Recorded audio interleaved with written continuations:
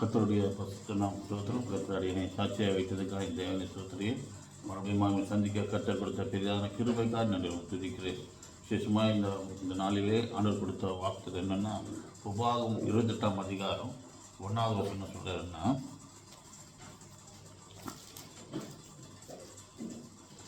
இன்று நான் உனக்கு விதிக்கிற தேவனாய் கர்த்தருடைய கட்டளையின்படி எல்லாம் செய்ய நீ கவனமாக இருக்கும்படி அவர் சத்தத்துக்கு உண்மையாய் செவி கொடுப்பேயானால் உன் தேவனாய் கர்த்தர் பூமியில் உள்ள சகல ஜாதிகளுக்கு முன்பாக உன்னை மேன்மையாக வைப்பேன்னு சொல்கிறார். இந்த மாதத்திலே ஆண்டவர் செய்கிற காரியம் என்னென்னா, சகல ஜாதி முன்பாக உன்னை மேன்மையாக வைப்பேன். எப்படிலாம் மேன்மையாக வைப்பேன்னு சொன்னார்னா, சொந்த மந்தில் உன்னை மேன்மையாக வைப்பேன்றார். கர்த்தர் உன்னை மேன்மையாக வைப்பார். கர்த்தர் மேன்மையாக வைக்க அனைத்து சமூகத்தில் வைக்க பார்த்துருக்கிறார். கர்த்தர் எல்லையைக்கு மேன்மையாக வைக்க வல்லவராக இருக்கிறார். அல்லேலூயா. இங்கே பார்த்தீங்கன்னா சொல்கிறாருங்க, இன்று நான் உனக்கு விதிக்கிற உன் தேவனாய் கர்த்தர் கட்டளைப்படியெல்லாம் செய்ய நீ கவனமாக இருந்தே. ஆனால் ஆண்டவர் சமூகத்தில் நம்ம கேட்கும்போது கவனமாக கேட்கணும். கேட்கும்போது என்ன சொல்கிறாரு, அவர் சத்தத்துக்கு உண்மை செய்ய கொடுப்பே. ஆனால் உன் தேவனாய் கர்த்தர் பூமியில் உள்ள சகல ஜாதியின் முன்பாக உன்னை மேன்மையாக வைப்பேன்றார். அது மாதிரி சொல்கிறது என்ன சொல்கிறாரு, மேன்மை என்பது குறிக்கும்போது நாளுக்கு நம்ம வாழ்க்கையில் உயர்ந்து கொண்டு இருப்போம். மற்ற ஜனங்களை பார்க்கலும் ஆள் நம்ம மேன்மையாக வைத்திருக்கிறார். எப்படி நம்மளை மேன்மையாக வைத்திருக்கிறான்றது 3 விதமான காரியம் உண்டு. கர்த்தர் உன்னை மேன்மையாக வைக்கிறது. அதே உபாகம் 28ஆம் அதிகாரம் 14வது வசனம் படித்தீங்கன்னா, இன்று நான் உனக்கு விதிக்கிற தேவனாய் கர்த்தர் கட்டளைகளையும் கை கொள்ளவும் அவைகளின் படிக்கு நடக்கும். அவர் கட்டளைகளை நம்ம கை கொள்ளணும், அவைகள் வழி நடக்கும். உண்மையாக செவி கொடுத்தேனால் என்ன சொல்கிறாரு, உன்னை வாழாக்காமல் தலையாக்கணும், கீழாக்காமல் மேலாக்குன்றார். அல்லேலூயா. அதுதான் நமக்கு வாழ்க்கையில் மேன்மை. அவர் செய்கிற காரியம் என்ன சொல்கிறார், 2வது பற்றி பாருங்கள்.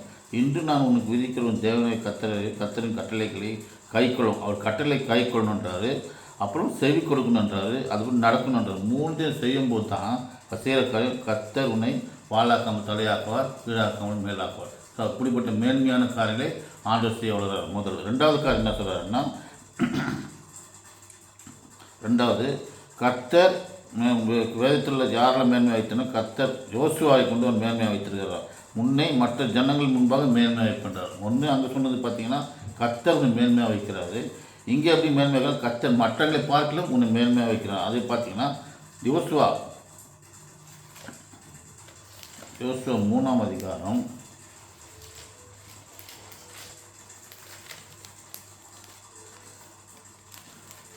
7வது வசனம் படித்தீங்கன்னா, கர்த்தர் யோசுவாவை நோக்கி, நான் மோசேயோடு இருந்தது போல உன்னோடு கூட இருக்கிறேன் என்பதை இஸ்ரவேலில் எல்லாரும் அறியும்படிக்கு இன்று நான் கண் முன்பாக அவர்களை உன்னை மேன்மைப்படுத்துவேன். பாருங்கள், எல்லா ஜனம் முன்பாக ஆள் நம்மோடு இருக்கிறான்றதை ஆண்டவர் காண்பிக்கிறார். அல்லேலூயா. நம்ம வாழ்ந்த வாழ்க்கையில் ஆண்டவர் செய்கிற காரணம் சுற்றுப்புற மக்கள் ஆண்டு நம்மோடு இருக்கிறான்றது காண்பிக்கவே என்ன செய்கிறார் பாருங்கள், கர்த்தர் யோசுவாவை நோக்கி, நான் மோசேயோடு இருந்தது போல உன்னோடு கூட இருக்கிறேன் என்பதை இஸ்ரவேல் எல்லாரும் அறியும்படிக்கு இன்று அவர்கள் கண்கள் முன்பாக உன்னை மேன்மைப்படுத்தினேன். அல்லேலூயா. நம்ம மேன்மைப்படுத்துகிறார். மற்ற கண்கள் சகல ஜாதிக்கு முன்பாக நம்மளை மேன்மைப்படுத்த என்ன சொல்கிறார், கர்த்தர் உன்னை மேன்மையாக வைப்பேன்றாரு, வாழாமல் தலைவர் கீழாமல் மேலாகிறார். 2வது காரியம் சொல்கிறார், மற்ற ஜனங்களை பார்க்கலும் அவர் கண்களை பார்க்கலும் இன்னும் மேன்மையாக வைப்பேன்றார். 3வது காரியம் பார்த்தீங்கன்னா, உன் எல்லையை மேன்மையாக்குன்றார். 28 அதே உபாகம் 28ஆம் அதிகாரம் 2வது வசனம், உன் தேவனாய் கர்த்தர் சத்தத்துக்கு செவி கொடுக்கும்போது இப்போது சொல்லப்படும் ஆசீர்வாதங்கள் உண்மையில் படிக்கின்றார். அவர் கட்டளை செய்யும்போது பல விதமான பார்த்தீங்கன்னா, 3, 4, 5, 6 பார்த்தீங்கன்னா அதோட ஆசீர்வாதம் எல்லா விதத்திலும் என்னென்ன ஆசீர்வாதன்றது பார்த்தீங்கன்னா வேதத்தை பற்றி தெரியும். அப்படிப்பட்ட ஆசீர்வாதத்தை ஆண்டவர் கொடுக்குறார். ஸோ வாழ்க்கையில் என்ன சொல்கிற காரியம் என்னன்னா, உபாகம் 23 பிரகாரம் கர்த்தர் உன்னை மேன்மையாக வைக்க வளர்கிறார். இந்த மாதத்தில் ஆண்டவர் மேன்மையாக இருக்கணும்னா இப்படிப்பட்ட காரியங்களை கை கொள்ளும்போது, அவர் வசனத்தை கற்பனை கை கொண்டு உண்மையாக செவி கொடுத்து நடக்கும்போது சகல ஜாதி முன்பாக நம்ம மேன்மையாக இருக்கிறார். நம்முடைய எல்லையை மேன்மையாக்குறார். கர்த்தர் தாம் வார்த்தைகளை ஆசிரிப்பார்.